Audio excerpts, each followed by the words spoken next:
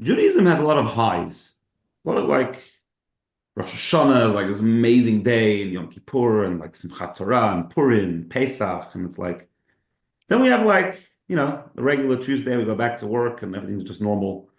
How do you navigate that sort of the swing? We get like high, I don't mean high on drugs. I mean like high on spirituality. Like, you're sort Inspiration. of very inspired and very engaged. And then suddenly it's just like, You are listening to the JP Show. where we discuss the issues you care about from a Jewish perspective.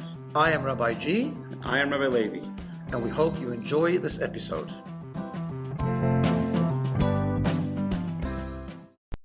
So, welcome everyone back to another series of the JP Show, which we try and do every week. I'm here with Rabbi Levi. I'm actually quite surprised to see him here. I thought this Monday he'd be taking off after Purim. Never take off. And never take off. Actually, I shouldn't say never. I mean, I have to take it off, but Okay, especially after pretty good Purim. dedication. Actually, I almost thought I was going to take off, but anyway, thank God we're both here. If you're listening on YouTube, please subscribe. If you're somewhere else, please leave us a review. And so, how are you feeling? I'm tired. Purim is always a marathon at BINA. It's nonstop from 6 o'clock in the morning till midnight. Yeah, I think this Um, year was even more of a marathon. I was like, "Shoo!" yeah, it was pretty crazy stuff. It's also Friday, which meant it was Shabbat coming, which added a whole other dimension of stress. And I Yeah, it's mean, exciting. good stress. Apparently, it's not happening for another 20 years, so we can. It's great. Yeah, so Purim was exciting, tiring though. Good tiring. It was really excellent, actually. So I thought we would sort of just deconstruct it a little bit and actually talk about what happened over Purim, different experiences, different lessons we can learn from different things that happened. Um, First of all, how's it like to read the Megillah like 7 times? Actually, I read 6 times, I think. 6 times. Um, It's a lot of words for those who don't know. It's like it's it's like significant. 12,000 words or something. Yeah. And so for some of the Megillah readings, a little bit, intentionally a little bit quicker than others. Um, yeah, no, it was good. My mouth was like churning after a while. It was like, but it's good. I like really know the story well now. That's right. Exactly.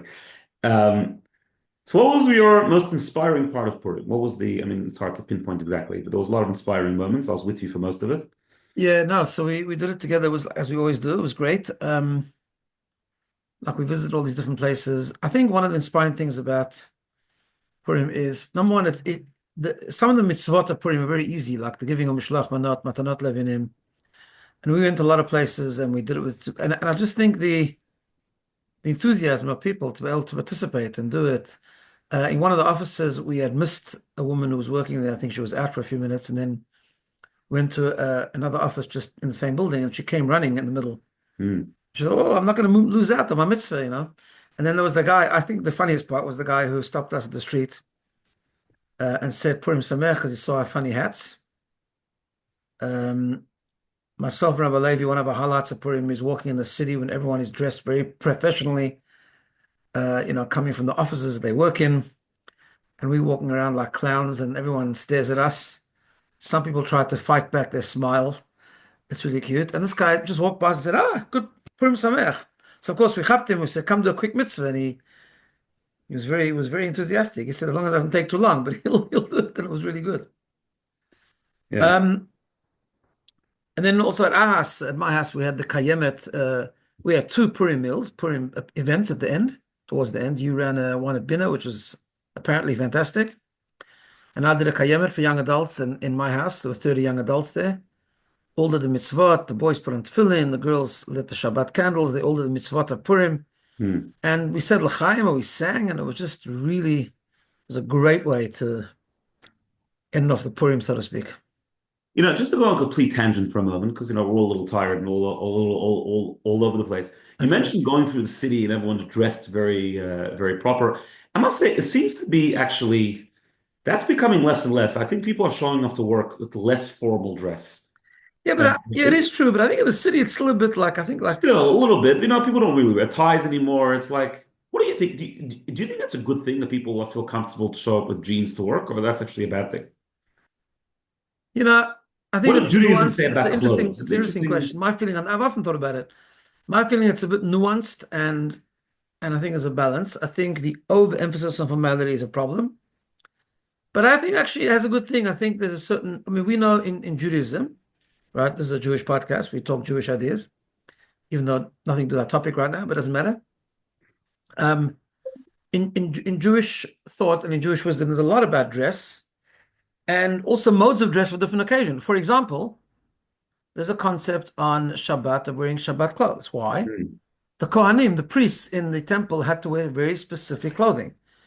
And like the commentaries explain, it's not that God needs us to look nice on Shabbat. We need to look nice on Shabbat because clothes has an effect on the person. Yeah. When you walk around in gym clothes, you're in a gym mood.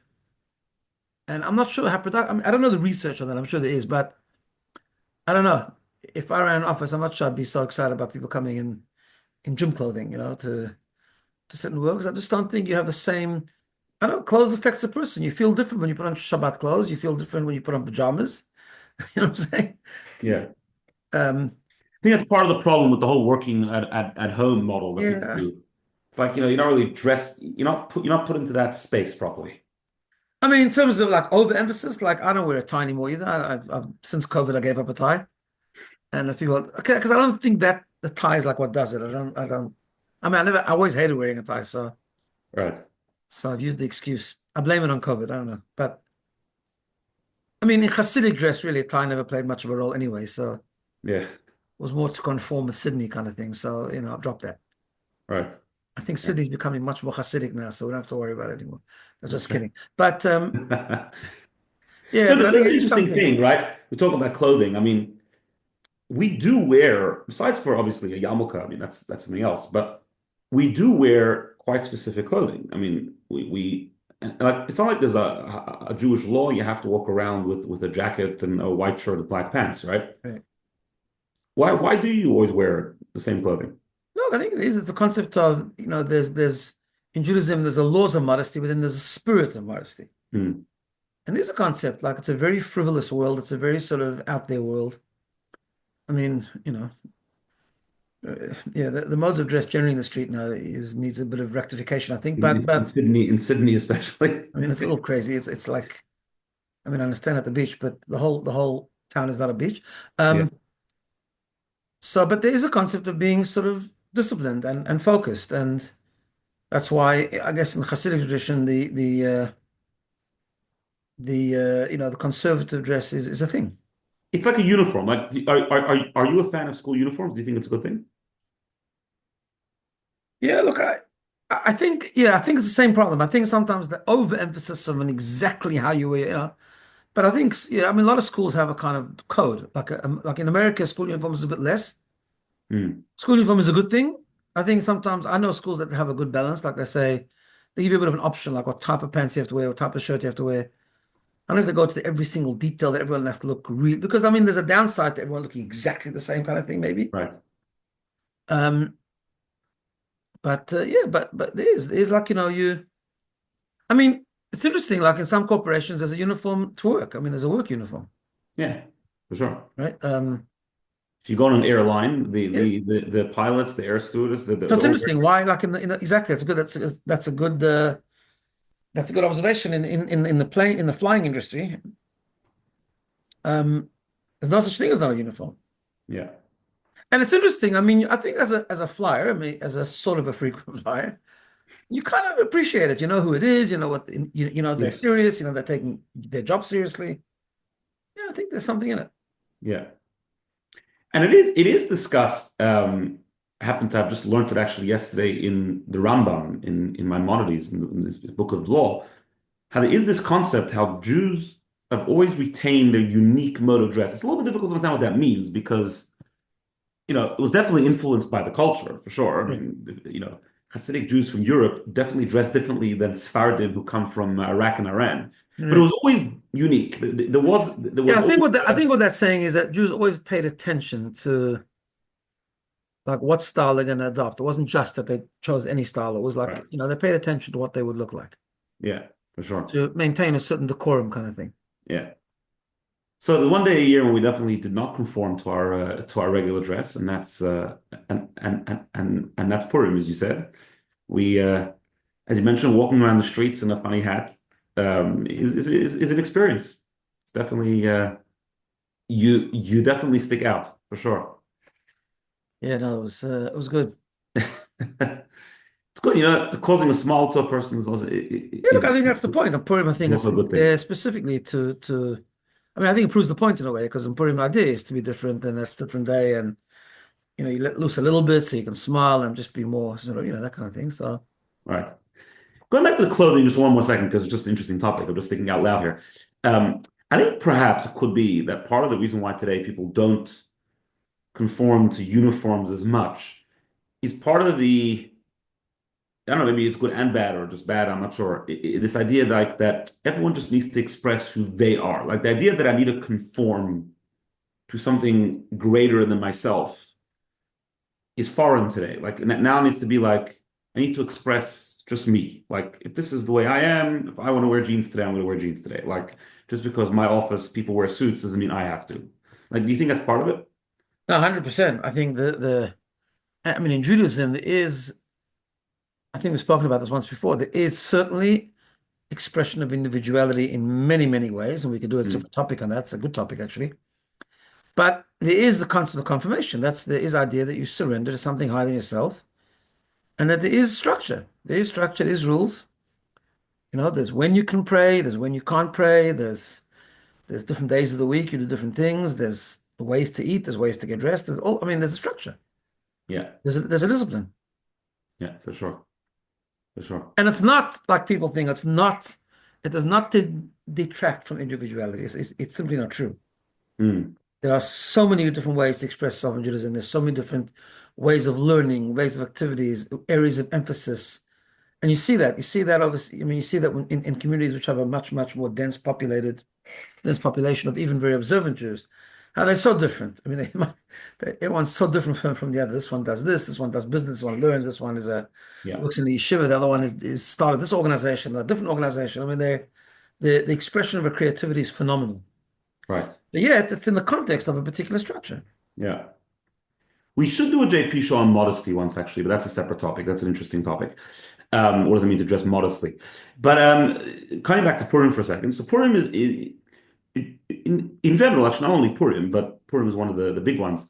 Judaism has a lot of highs, a lot of like Rosh Hashanah is like this amazing day, and Yom Kippur, and like Simchat Torah, and Purim, Pesach, and it's like then we have like the regular Tuesday, we go back to work, and everything's just normal.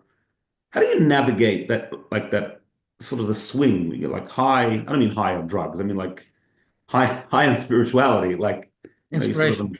very inspired and very engaged, and then suddenly it's just like, So it's a really good point because it's a difficult thing to do. No, hmm, well, let's go back a second. It's not just how you navigate the different atmospheres and sort of cultures. It's also what the point of this is. The point of the highs are not to remain on the day of the highs. The point of the highs is to influence the next day and to inspire it, right? in fact, you'll probably say that even more important than the Purim and the Pesachs and Yom Kippur is the regular Tuesday. Correct. Because the point is to be a Jew and to serve God on a regular, normal day, inspired by the Shabbat, inspired by the festival, inspired by the Purim, right? And when it's a very intense day, because you're physically exhausted at the end of the day, sometimes it becomes hard to make that connection, actually. Yeah, Um, they tell a story of one of the great Hasidic rabbis that they found him at the end of Yom Kippur, I think, or in the Simchas Torah. I've heard it with a few different rebbes, and they actually locked themselves in a room and also engaged in a very intense program of study for a couple of hours right. because they said that and when they were asked why, they said because there is this danger that the greatness of the day comes sort of dissipates and it kind of goes in the wrong that direction. You're so tired, you need to crash, which is not a bad. It's okay if you need to have a sleep. That's fine. Like Hmm. we started a bit late the service the day after Purim. That's okay, but there is a way we need to sort of channel that, hold onto it.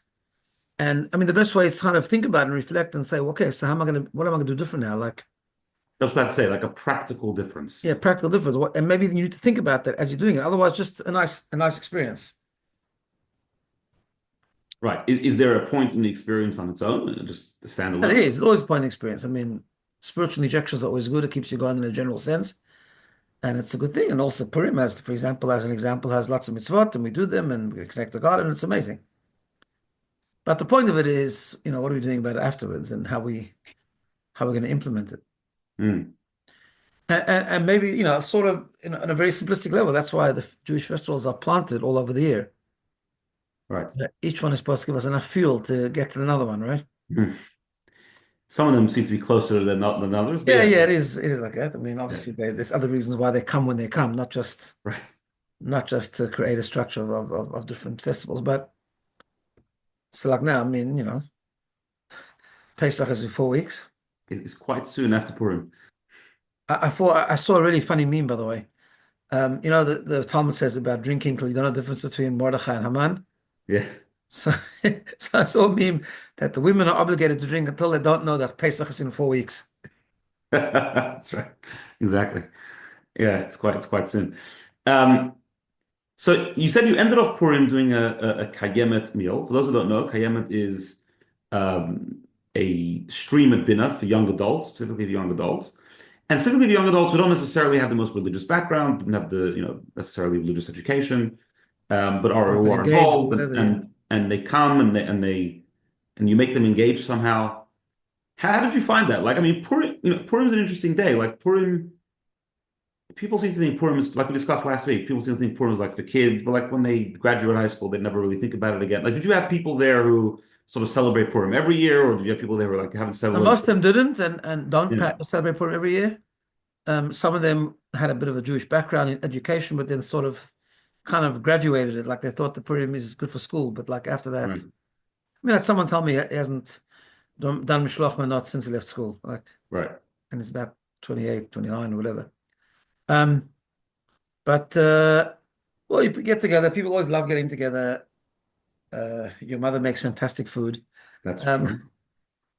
and we said L'chaim, and we explained and we talked about the significance of Purim. Do you feel like when you do these gatherings, you have to like stay away from Judaism, like sort of like dilute it a little bit, just make sure I think they, no, I think it depends what they're coming on. I mean, obviously, people want relevant topics. They want to see relevance. They want, and I don't give them a complex, in-depth shiur on, I don't know, on the laws of the Talmud. But no, but we talked. But it's. I mean, they knew they were coming to Purim. I mean, that was the right. thing, and therefore we discussed some relevant lessons for Purim, especially in the context of what's going on now in the world about Jewish Mm, pride and Jewish strength and faith and hope and all those kind of things are very relevant ideas. right. And they loved it. Yeah. Normally, when they come on a Friday night, they sit for very long. It would have happened this time too. I just cut it short because I had to come down You have a for tish the after BINA Purim. tish a yearly tish that we always have after everyone's meal, That's right. which is also great. So yeah, but it was beautiful. Amazing. All right, everyone. Hopefully, So we're going to take the you, Purim strength with us. that's right. Exactly. Now start preparing for Pesach and just be inspired. Keep being inspired. That's right. All right. Okay. All See the best. everyone next week. Have a wonderful week.